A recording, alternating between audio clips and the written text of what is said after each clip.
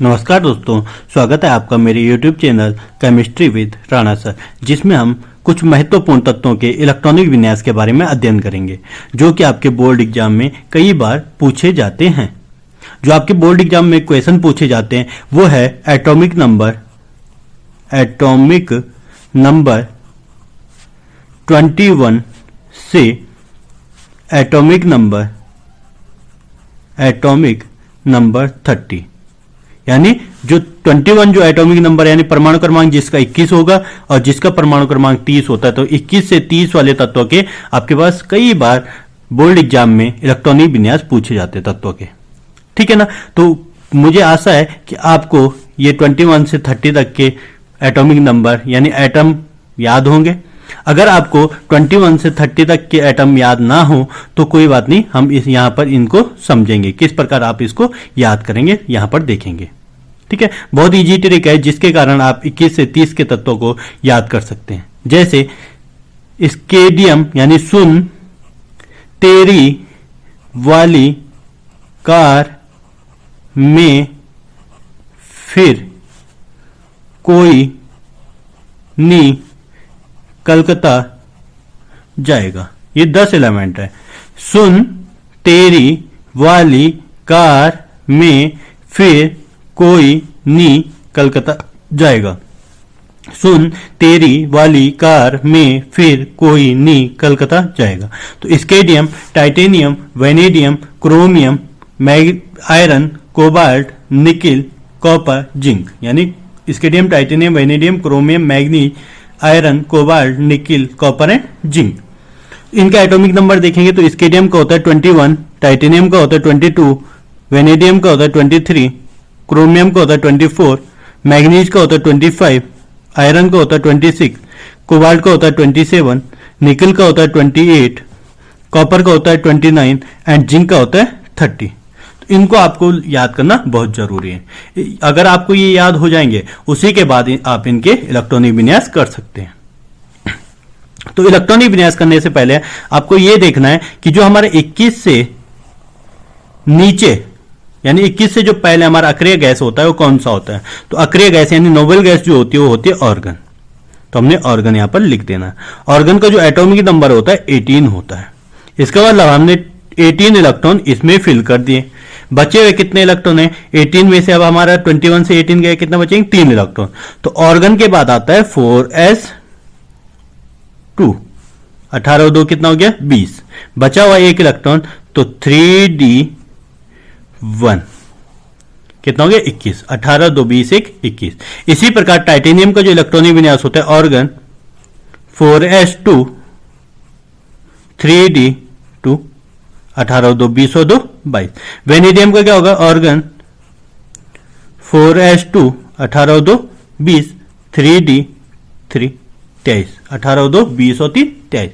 यहां पर ध्यान रखना है कॉपर और क्रोमियम एंड कॉपर दो एलिमेंट ऐसे हैं जो अपने स्थायित्व के कारण यहां पे 4s में कितने इलेक्ट्रॉन फिल करते हैं? एक इलेक्ट्रॉन को फिल करते हैं। तो ऑर्गन 4s1 18 और 1 कितना हो गया? 19। बचा हुआ कितना हमारे पास? 24 में से 19 गया 5, तो 3d5 इलेक्ट्रॉन फिल किए जाते हैं। आपको इन दोनों को बहुत ध्यानपूर्वक याद करना है। ठीक है ना। कॉपर और क्रोमियम ऐसे हमारे पास कॉपर का होता है ऑर्गन 18, 4s1 18 और 1 19। बचा हुआ कितना? 3d 19 और 10 कितना हो जाएगा? 29 यानी 29, यानी 18 + 1 19 + 10 कितना हो गया? 29। और जितने भी एलिमेंट हैं इनका हमेशा 4s2 फिल किया जाता है और कॉपर और क्रोमियम में क्या किया जाता है? 4s1 को फिल किया जाता है। अगर मैं कोबाल्ट की बात करूं तो कोबाल्ट के क्या लिखेंगे आप? Organ 18, 4s2 2 20। बचा हुआ कितना हमारे पास? 7, तो आप क्या लिखेंगे? 3d7। ठीक है। आयरन की बात करेंगे तो ऑर्गन 18, 4s2 2 20 और 3d कितना हो गया? 6 बचेगा तो 6 हो जाएगा। ठीक है। लेकिन आपके पास जो पेपर में पूछा जाता है वो सामान्य इलेक्ट्रॉनिक विन्यास नहीं पूछा जाता है। आपका जो इलेक्ट्रॉनिक विन्यास पूछा जाता है वो प्लस के फॉर्म में पूछा जाता है। अब प्लस के फॉर्म में कैसे पूछा जाएगा? फॉर एग्जांपल मैं यहां पे कुछ तत्वों के नाम लिख देता हूं। माना मैंने लिख दिया 2 प्लस या Sc प्लस Sc प्लस, या मैंने लिख दिया Mn 3 प्लस, ठीक है, या मैं लिख दूं Ni 2 प्लस, ठीक है, या लिख दूं Cu 2 प्लस। इस प्रकार से बहुत सारे एलिमेंट को मैं लिख दूं। तो आपने क्या करना है, अगर यहां पर Sc प्लस पूछा जाए या 2 प्लस पूछा जाए तो आपको पहले इसको ध्यान में नहीं रखना, प्लस या 2 प्लस को। आपने ये ध्यान में रखना कि स्केडियम का जो एटॉमिक नंबर होता है कितना होता है। तो आपने क्या लिखना है, Sc आपको पता है 21, शून्य यानी 21 पे आता है। तो स्केडियम इक्वल टू हो जाएगा हमारे पास ऑर्गन 18, ठीक है, 4s2 18 और 2 20 और 3d 1 20 और 1 21। जब प्लस की बात आती है तो प्लस में सबसे पहले S से इलेक्ट्रॉन लॉस किए जाते हैं, यानी S में जितने भी इलेक्ट्रॉन होंगे उनको सबसे पहले लॉस किया जाता है, उसके बाद ही D कक्षक से इलेक्ट्रॉन हटाएंगे। सबसे पहले S से इलेक्ट्रॉन हटाएंगे, फिर अगर ज्यादा इलेक्ट्रॉन हटाने होंगे तो D से इलेक्ट्रॉन हटाए जाएंगे। जैसे यहां पर देखेंगे हमने लिखा ऑर्गन प्लस है, इसका मतलब एक ही प्लस है तो एक इलेक्ट्रॉन हमें हटाना है। तो एक इलेक्ट्रॉन सबसे पहले कहां से हटाएंगे, S से हटाएंगे। तो क्या बचेगा हमारे पास 4s1 और 3d1, इसका इलेक्ट्रॉनिक विन्यास होता है।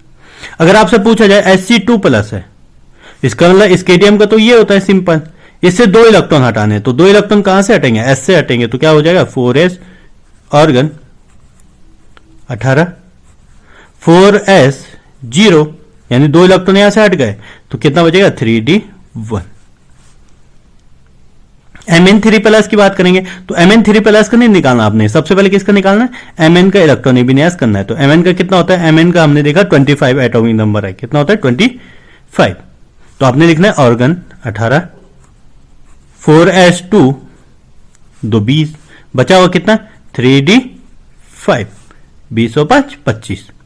अब यहां पर 3 इलेक्ट्रॉन लॉस करने, तो 3 इलेक्ट्रॉन सबसे पहले हम कहां से इलेक्ट्रॉन लॉस कराएंगे, S से इलेक्ट्रॉन लॉस करते हैं। कई बार आप क्या करते हैं, ये जो बाह्य कोश है यानी D वाला है उससे इलेक्ट्रॉन लॉस करते हैं। तो D से तब छेड़ना है, पहले आपने S के इलेक्ट्रॉन को खाली करना है। तो 3 इलेक्ट्रॉन यहां पर हमारे पास कितने इलेक्ट्रॉन है, S के पास 2, तो हम क्या करेंगे 4s0 2 इलेक्ट्रॉन हटा दिए, लेकिन हटाना कितना था 3 इलेक्ट्रॉन।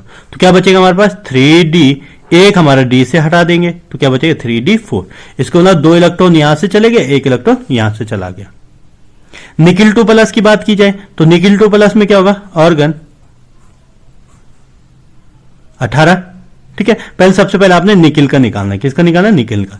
निकिल का क्या होता है, ऑर्गन 18 हो गया, 4s2 18 2 20 हो गया। अब इसका एटॉमिक नंबर कितना है 28 है, तो हम क्या लिखेंगे 3d8 28 हो गया। लेकिन अगर 2 प्लस की बात की जाए तो 2 प्लस यानी 2 इलेक्ट्रॉन लॉस करने, और कहां से लॉस किए जाएंगे ये इलेक्ट्रॉन, ये S कक्षक से इलेक्ट्रॉन लॉस किए जाएंगे। तो क्या हो जाएगा 4s0 3d8।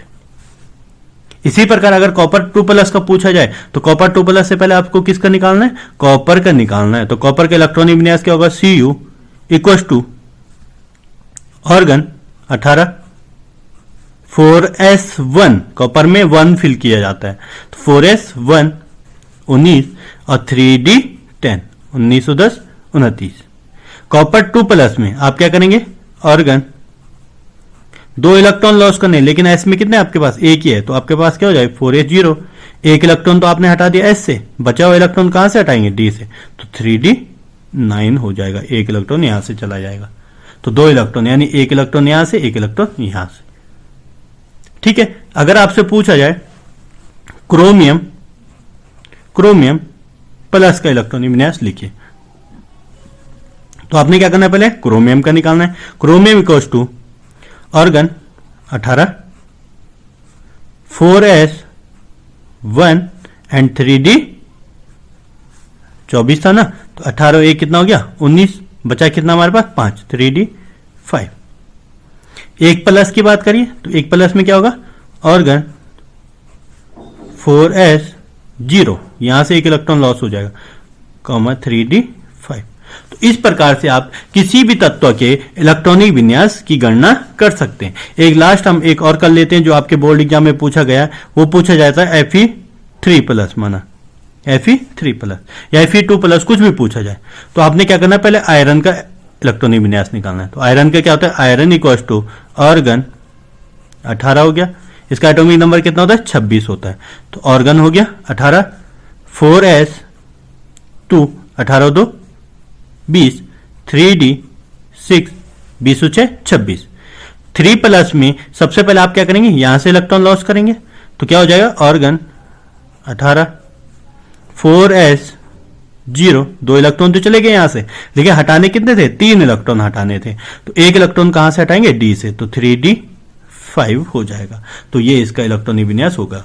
तो आपके बोर्ड एग्जाम में जब भी इलेक्ट्रॉनिक विन्यास पूछा जाए आयनिक यौगिकों के, तो सबसे पहले आपने सामान्य इलेक्ट्रॉनिक विन्यास निकालना है, उसके बाद ही आयनिक इलेक्ट्रॉनिक विन्यास निकालेंगे, क्योंकि इस प्रकार निकालेंगे तो आपसे कभी भी गलती नहीं होगी। ठीक है, मुझे आशा है कि आपको ये तत्वों के नाम याद हो गए होंगे और इलेक्ट्रॉनिक विन्यास भी अच्छी प्रकार से समझ में आ गए होंगे।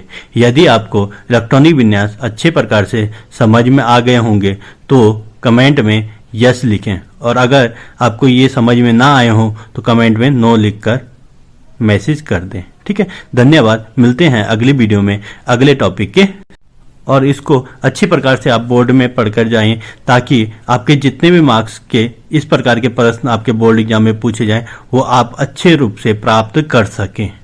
ठीक है।